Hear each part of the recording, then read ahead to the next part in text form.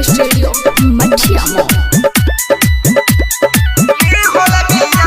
तो सभका से करे ताका ताकी कौनो गहुआ ना बाए से बाकी।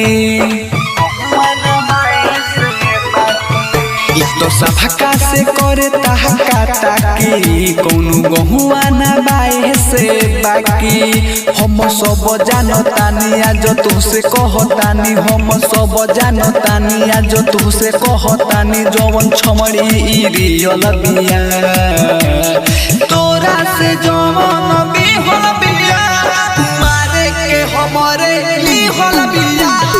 तोरा से जवन बिहल बिया मारे के हमरे लिहल बिया।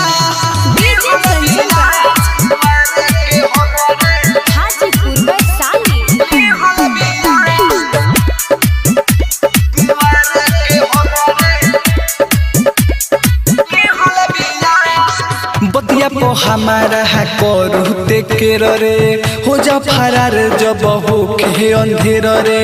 तोरा से यारा का हम बताई बिया धराइल चावरा में कहई बेर रे। बतिया पो हमारा है करूते के रे हो जा फरार जब हो के अंधेर रे। तोरा से यारा का हम बताई बिया धराइल चावरा में कहई बेर रे। आज तेहू जइबे जानी पी के लो भवाला पानी, आज तेहू जइबे जानी पी के लो भवाला पानी। सुनु ई छमड़ी जियल बिया। तोरा से जवन बिहल बिया मारे के हमरे लिहल बिया। तोरा से जवन बिहल बिया मारे के हमरे लिहल बिया।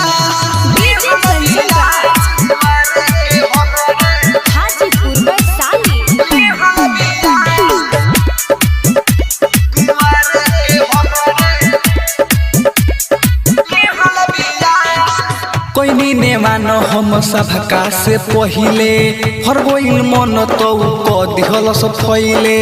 पूछते लिहे जाके कब पर मोध से अमर जीत संगे रहे उ धैले। कोई ने मानो हम सभका से पहिले हर गोइल मन तो क दिहल सब फैले। पूछते लिहे जाके कब पर मोध से अमर जीत संगे रहे उ धैले।